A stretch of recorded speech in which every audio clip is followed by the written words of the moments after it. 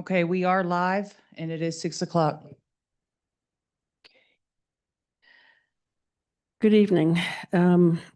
Notice is hereby given pursuant to the Texas Open Meetings Act, Vernon's annotated statute, civil statute, Article 6252-17, that the city of Smithville will conduct a planning and zoning meeting on December 2nd, 2025 at 6 p.m. in the city council chambers located at 317 Main Street, Smithville, Texas.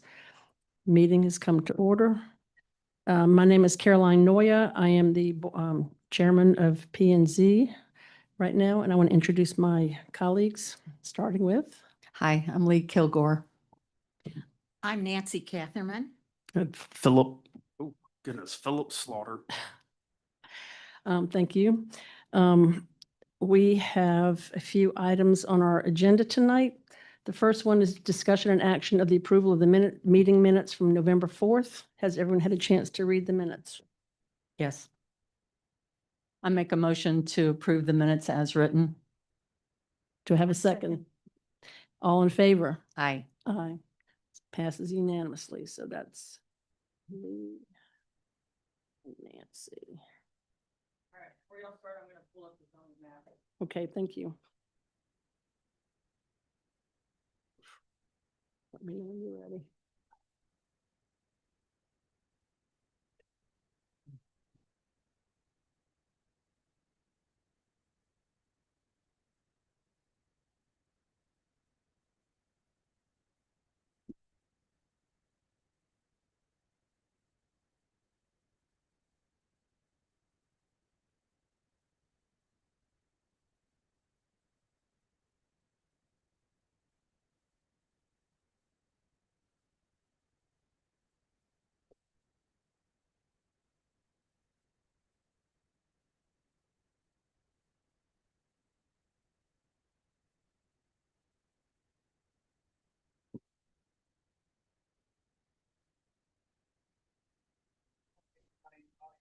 Let's see it right.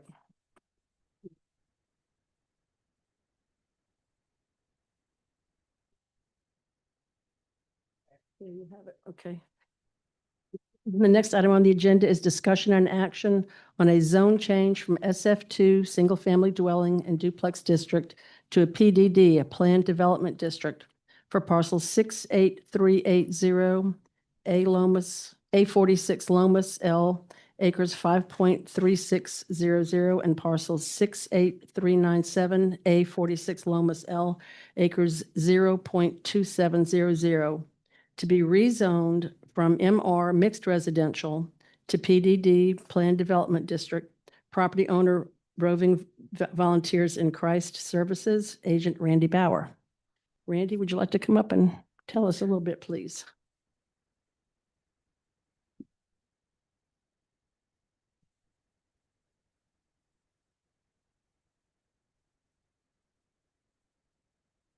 This all started about 2 months ago. We'd asked Doug to come out and give us some guidance on, we wanted to add some groundskeeping equipment storage. And as we were looking at two sites, one in that small triangle and then the other one out with in the new part, or that's zoned different, we saw there were three colors on the map, which we were surprised at that. We thought it was all zoned the same. And so we began the process of trying to correct that. And it was my understanding that there was probably some errors someplace in the past. The purple property was bought in '89. And I don't recall when the 5 acres were bought there. It was later, and then but the purple and then the triangle piece that's up there where the cursor's at, those were bought at the same time. And we thought it was strange that they weren't all colored or designated as PDD. And so we're just asking that we'd like to get it all zoned the same. And the other, and we were wondering, and it appears like the taxes have, the mill, and I'm from South Dakota, and we refer to tax rate as mill levy up there. And the mill levy on our tax notices in all three properties are the same. So is there I have a question, is there a difference in, depending on the zoning designation of what they're assessed at per thousand? I could pretty much answer that. Because I was here when y'all first came here. No, just Okay. because you are in a different, if you're in SF1, SF2, you know, Mhm. your land is going to be the same as it should be. But I would suggest that you contact the county tax office. Mhm. Just give them a call, and I think you're going to find out that it's all the same. And it is, I have the records here of all the properties. Okay. And it is the same, Yeah, but I just. it's not going to change. Okay, that's, If so, that's what. don't look for me.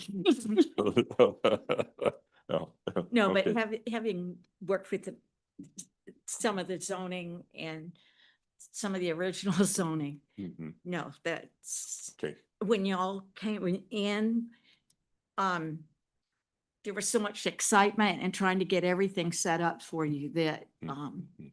I can see why there could be some confusion Yeah. on the property. So don't worry about it. okay, well. I hope my cohorts No. understand. Right, but I'm curious, is why didn't they just do a replat and combine all the three pieces? Is there I don't know if there's a question about that? Well, I can't speak 25 years ago, but I can tell you 25 years ago, they allowed things to be built over property lines and things like that. Replatting is something that's been more more years because it's technically a line, so you have to abide by that line. So I could almost guarantee 25 years ago, it wasn't yes, it wasn't a requirement as it is now. Well, all that land was raw. All the land was raw. Yes, It was yes. all The undeveloped land, yeah. back piece, that 5 acres, that used to be a watermelon patch, as I understand it, so, and so. I guess that, we were just, trying to clean up our records, and that's what prompted us to come in and make sure that everything is proper and zoned the way it should be, so. So Tracy, I have a question. The street where where the triangle is, the street stops, and then there's some land behind that. What part of that is the city? And what part of it is Arvix? So if you look here, this is the platted map of the city. Right here is the city limit line. Here is 4th Street, which is right in front of Arvix. And so that is going to be the platted street. Past this line is county.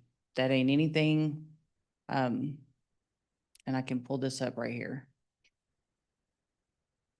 The triangle he's talking about, Is you can see it better with the other picture. That right there, where there's a building on that, That has our shop, right, yes. this piece right here. right, that tiny little triangle right there. My understanding is that the street, Southeast 4th Street Boulevard, it's actually not a street, it's a boulevard. It is city property that dead ends at the farmland. So And- it is not part of Arvix. Even though the dumpster is positioned like that, not a big deal. It's a dead end street at this point. There's grass behind it. That also is inconsequential.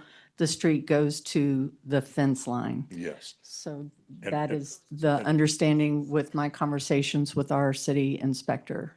and looking at the legal work the, Reinhardt's had given the city that 4th Street, and that triangle just was an add-on to the purchase as it appears to me anyway, of the main plot, so. Okay, and that's how I read it as well. Tracy, would you bring up the plat that shows the property ID numbers, please? Not on BCAD, but yes, ma'am.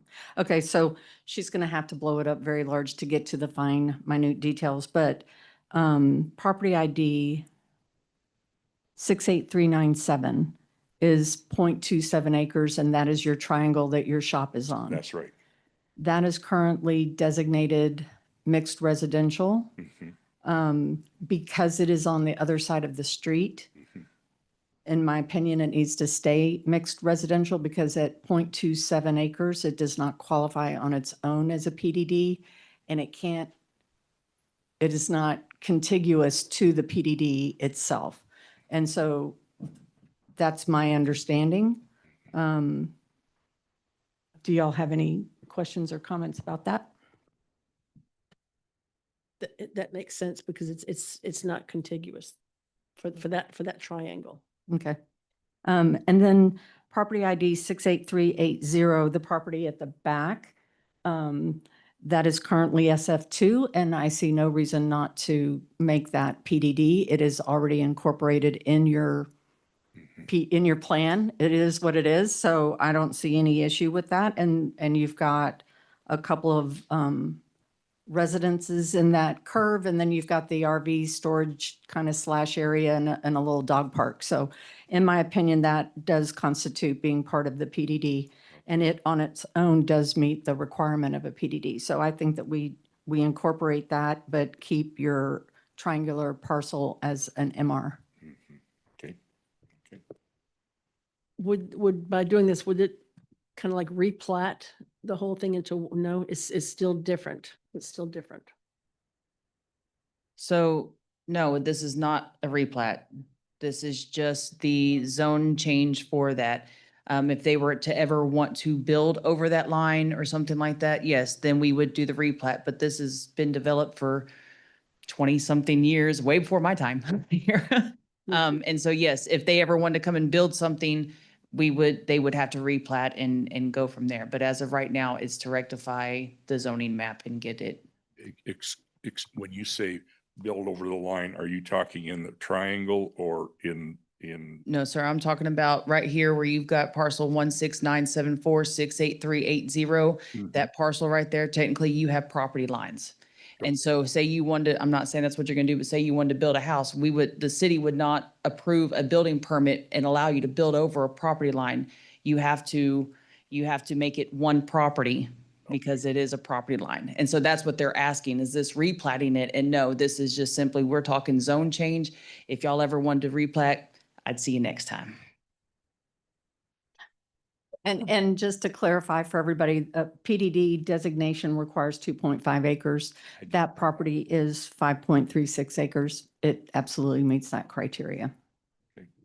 Okay. And then just as informational, the mixed residential does have setbacks. You are grandfathered in terms of the building that you have on it. If you wanted to build anything additional, you would need to come and see Tracy to probably submit a permit request and a survey, just because I don't believe it's on record and hasn't been done since the shed or whatever you call it was built. Yeah. Okay. Okay. Do you have any other questions for us? We could, if we wanted to add to the shop, we could go through the process and add to it down the road if we. That's more of a customer service question for me and you, because that's not on the agenda for them to talk about. But I will tell you that, yes, if you wanted to add to it and it goes to the setbacks, we'll let you. But because how it sits right now, it's vested, it's grandfathered. Anything new has to conform to how the ordinance reads today. So yes, if what you want to build doesn't conform to the ordinance, then we'd go through the variance process. You'd see me and then you'd see them again. Thank you. Thank you, sir. Does anybody else have any questions? No, Nancy. Yes. Call for a motion. I'll make a motion. Thank you. I make a motion to recommend approval on a zone change from SF2 Single Family Dwelling and Duplex District to PDD Plan Development District for parcel 68380 A46 Lomas L acres 5.3600 and parse period.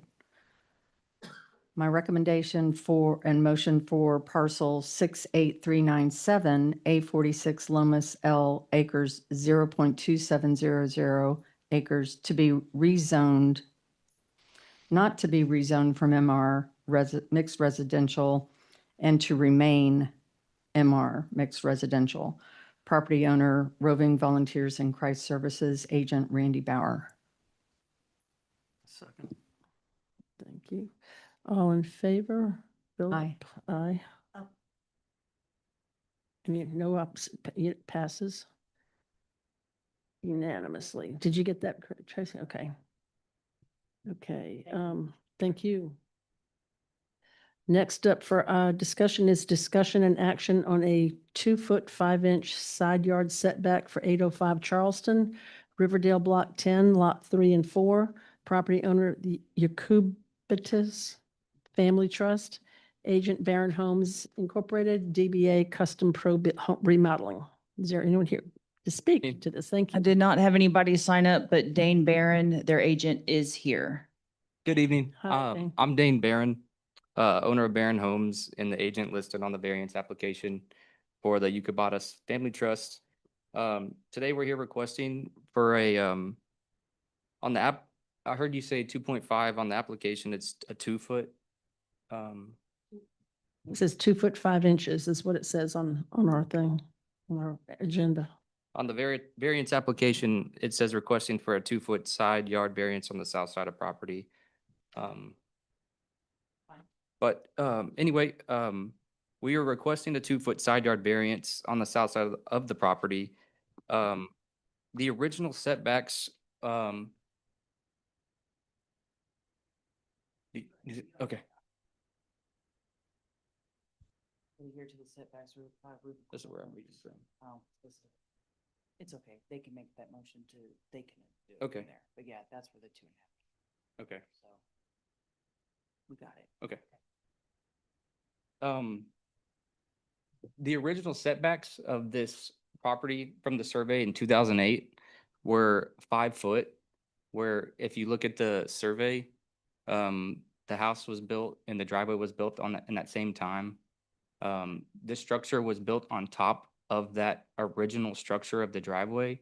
And since then, ordinance has changed to a 7.5-foot setback. And when I became aware of that, realized that in order to do this the correct way, needed to go through the variance application.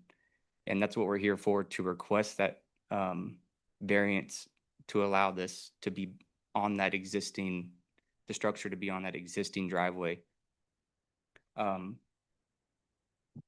pretty much it. I moved here in 1972, and that house existed at that place, at that location then. Yes, ma'am.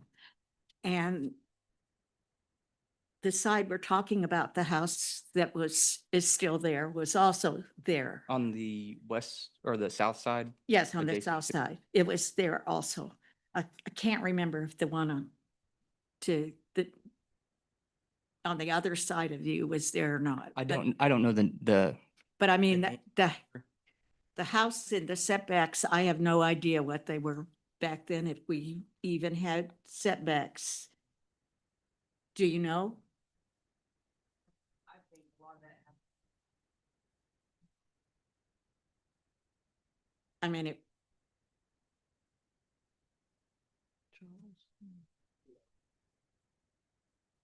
Here's Charleston.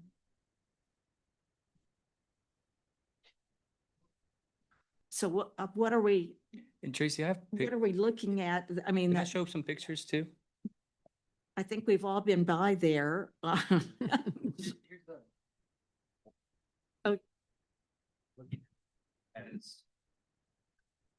This is the existing structure here, with the house. This is the back. This is from the alley. This is what has been put there, Yes. and I mean, these are just pictures that were taken just to show you guys a visual of what's there. And what we're requesting for is the 2-foot variance to allow this to, To be to be- these two properties. Is that not, The concrete versus the easement? this is the backyard. yes, this is Yes. the, This is the back, this is the view from the alley. This, Okay, and this is the are we saying this fence correctly? that's To the between the alley? neighbors yes. and the Oh. backyard of the house over here that has their pool and everything is here. I believe so. Yes, that's correct. I have the survey too that I can show you exactly what we're looking at as well. I can grab that for you. So this is the back, this is before this structure was built. So you're looking to take in more Could I of this? just make a point Oh, of it's already there. clarification? Yeah, it's already Okay. there. And they built it along the same. Can I make a point of structure clarification Hatch, when we get a chance? and they didn't realize that the new setbacks you would have to get a variance or move it over to 7.5 feet. Yeah. So this is where it's gonna stay. It's matching the house line. Okay, So it all matches and everything. But to today's ordinance, it should go another 2 feet or 2.5 or whatever the distance is this way. well, that would mean Yeah, it would. taking that down and taking part of the house down, the garage down. That's ridiculous. Huh? It wouldn't match with the house. No, it wouldn't match with the house.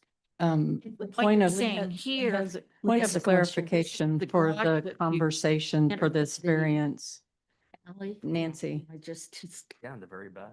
just to clarify what we are reviewing here.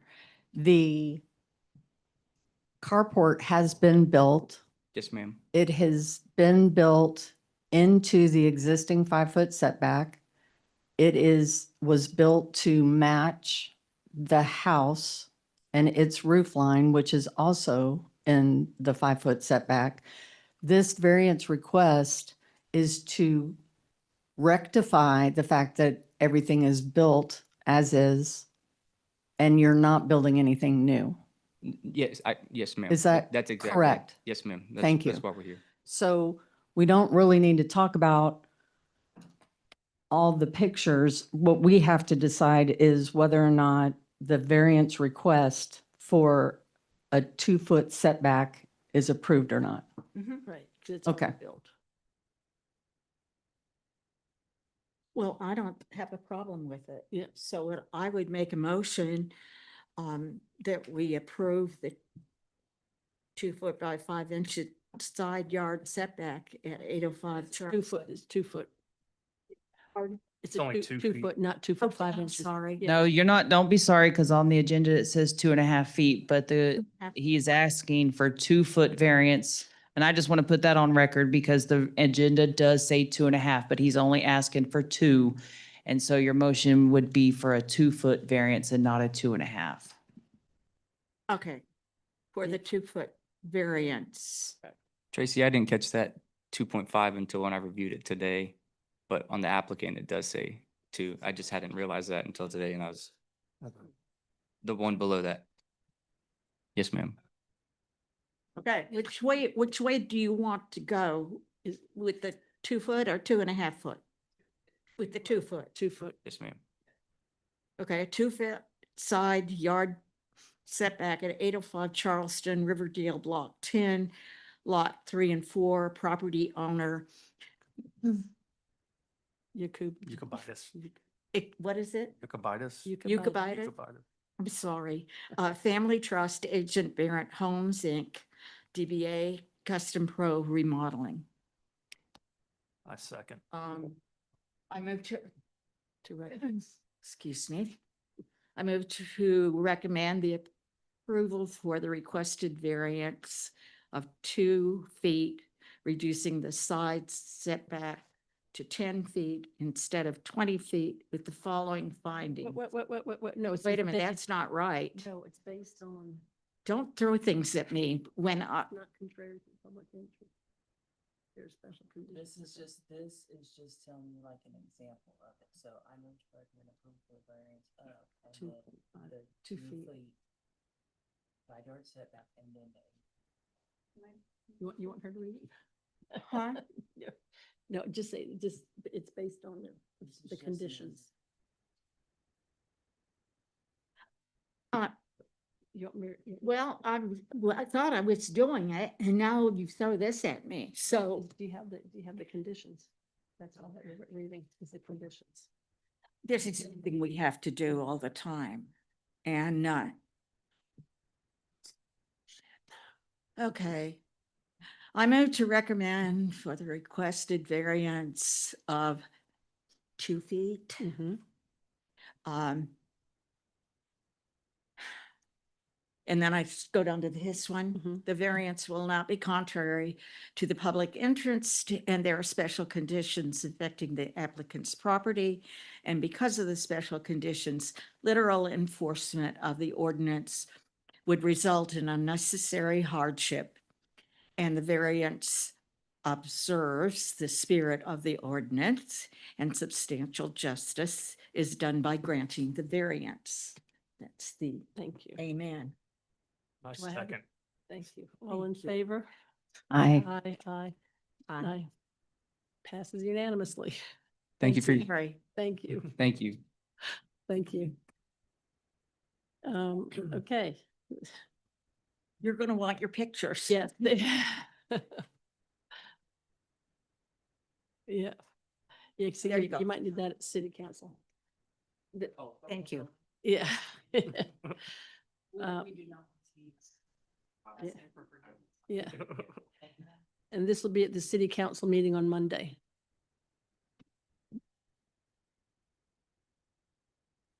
Okay. That's this. Okay, now we have to go to number 5.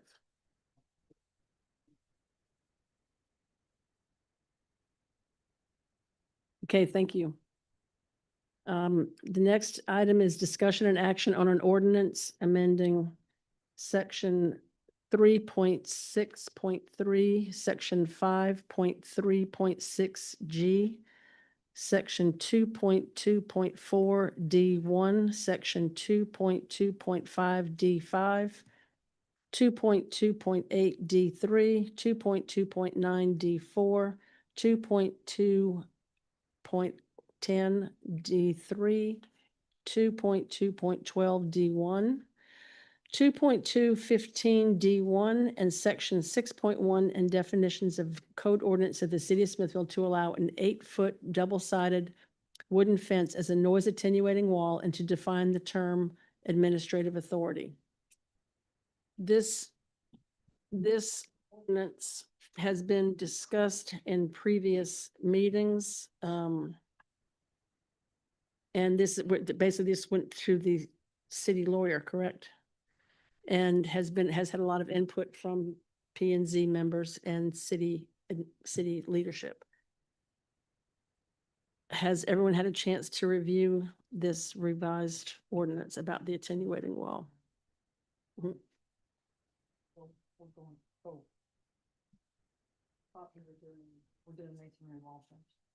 Isn't that- Yeah, that's number 5. Is that okay? Oh, you had the STR. Okay. Okay. Chairman, I- You've taken the lead on this. Would you just certainly, would you discuss. like an overview of what we've please, done? just Yes. A brief overview is that we have changed the masonry wall in our definition and struck that masonry from noise attenuating walls. So the first sentence, if you go to part 3, the first sentence is 3.6.3, noise attenuating walls for commercial properties, industrial properties, and community facilities, an 8-foot tall, double-sided wooden fence with a minimum 1 inch by 2 inch picket covering the seams or other equivalent noise attenuating barrier as approved by city manager, designee, or administrative authority on a case-by-case basis shall be placed to separate all commercial, industrial, and community uses and activities, including parking areas, from adjacent residential uses or properties zoned SF1, SF2, TH, MF, MH, or other residential district, and that the fence must be maintained and kept in good order, good condition. That definition applies to every section that was listed in the item number 5 in terms of section G, D, et cetera. So we have reviewed this, agreed to it, looked at with the city inspector, with city manager, and have approved that this will minimize the number of times people are coming to the city to request a variance for a masonry wall. And this is, in fact, being double-sided, is allowing us to have noise attenuation achieved in a successful manner. And who worked on that? I started the review of the definition, worked with Chairman Caroline Noya, with Doug, and Robert Tamble. This is just the first time I've really heard about this. So I was interested. Yeah, that's all. Yeah. Thank you for the information. Did anybody sign up to speak? Would you like a motion? Is there, yes. Is there any more discussion on this from Nancy or no? I like it. No. Yeah. Yes, we have a motion, please. I move to approve an ordinance amending section 3.6.3, section 5.3.6 G, section 2.24 D 1, section 2.25 D 5, 2.28 D 3, 2.29 D 4, 2.210 D 3, 2.12 D 1, 2.215 D 4, and section 6.1, and definitions code of ordinance of the city of Smithville to allow an 8-foot double-sided wooden fence with a minimum 1-inch by 2-inch picket covering the seams as a noise attenuating wall, and to define the term administrative authority. Do I have a second?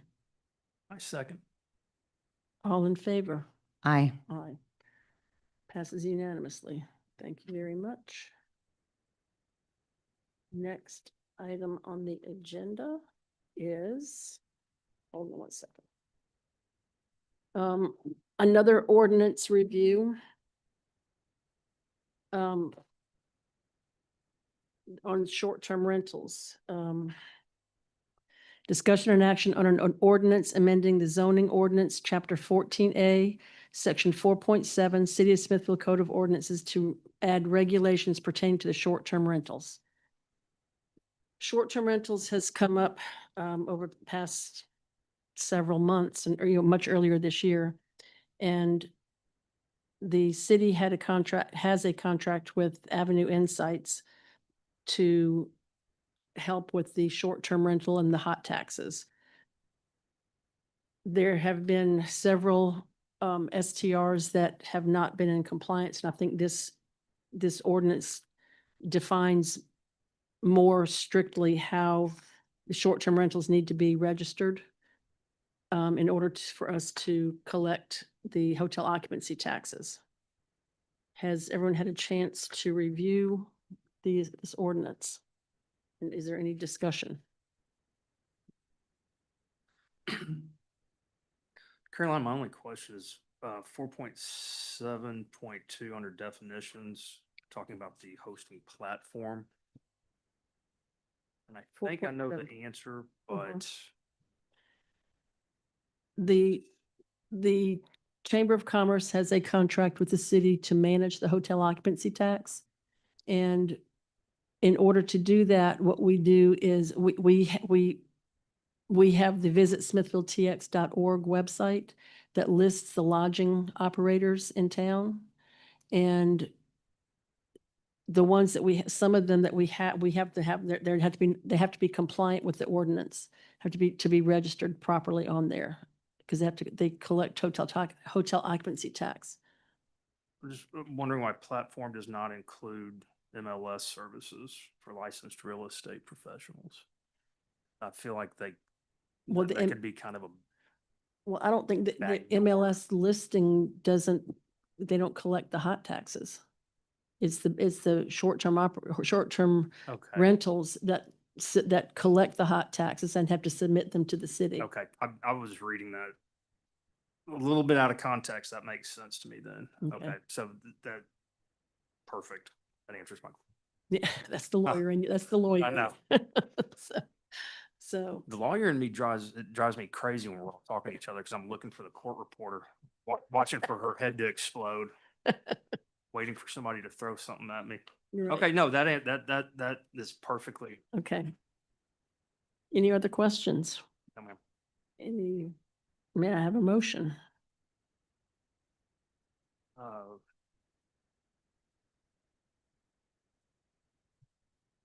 Yeah, so I'll make a motion that